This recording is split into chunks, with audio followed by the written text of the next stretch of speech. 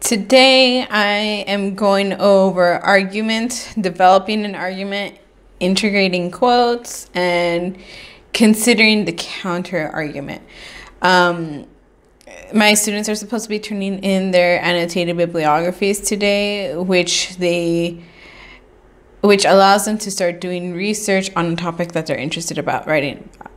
In class, I have this worksheet that I'm going to ask them to kind of start answering in class and kind of finish it at home, because I want them to turn in that worksheet as their next exercise. And that worksheet actually asks them to create a research question, create a broader research question, kind of quote a couple of excerpts of the story or their source, and analyze it. So that way it's easier for them to write their research paper in this way. And I think argument and quoting in this will help them out a lot. I will be bringing back the card game Super Fight, just because we didn't have a lot of time to develop arguments in class. So I kind of want, the last time I brought it in, because it was like 10 minutes, I do want them to kind of have the cards laid out in front of them, kind of pair up and be like, all right, although your dragon with peg legs has invisible powers, I believe that my cat with my 50 cats with laser eyes can beat your dragon because, and kind of list it. So it's kind of giving them this is my thesis statement, and it's doing that counter argument, which will help them out, especially with the research paper. I will have them kind of type it up on Canvas, even though it's so absurd. It is a good way for them to see a template show up in front of them. And I do have a photo of a template that I took at the writing center that I work in that has a basic, although blank should win in a fight because blank, and it kind of gives them a list. And this will simplify their third exercise, which is just the thesis statement and then outlining the rest of their essay. So this progression, this whole assignment should be really helpful for my students. But I don't know how they're gonna do in it. And I will kind of talk about like the different types of quotes in class, and that should be what most of my class will be focusing on, because integrating quotes, there's so many things to do with quotes. I started talking about citations last class because they were going to do their MLA format, annotated bibliography, so I'm interested to see where that goes. I do have a lot of essays to grade this weekend. So I'll probably be coming back to my office with those specific essays, and I will create a teaching log about my process, the rubric that it is that I have for especially the last essay that they submitted previously.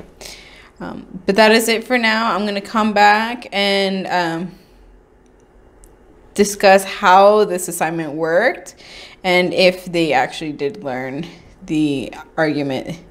The thesis, developing the thesis statement, because I think that's the most important thing for today.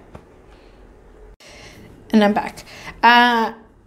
I started off the class by letting my students share what topic they decided to write about, to conduct their research for with the annotated bibliographies, and get into groups to share sources, because sometimes one person has one perspective and another person doesn't, that another person doesn't have.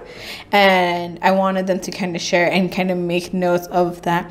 I did still collect the annotated bibliography just so I can see where they are at. From there, I had them stay in the group. I gave them about 10-15 minutes to kind of talk it out, since there's a lot of different sources that they can share about.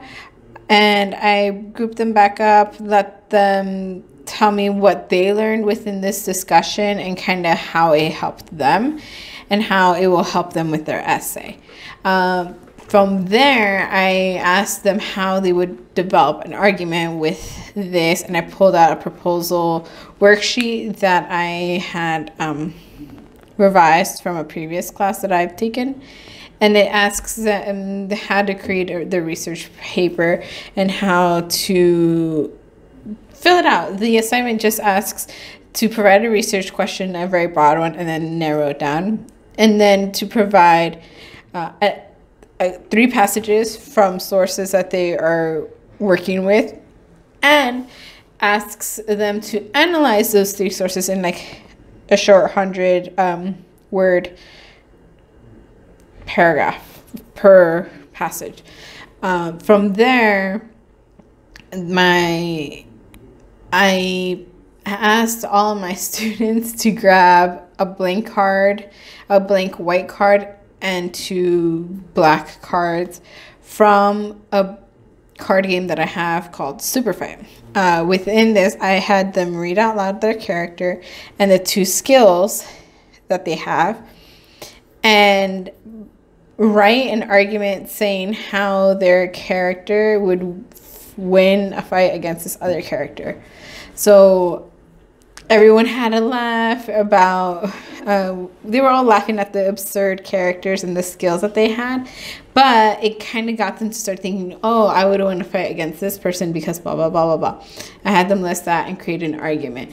It did take a little bit of time for them to get that, but I had them all do that. They talked it out. And I even took a sample of myself to write it on the board and start listing it. Then I had my students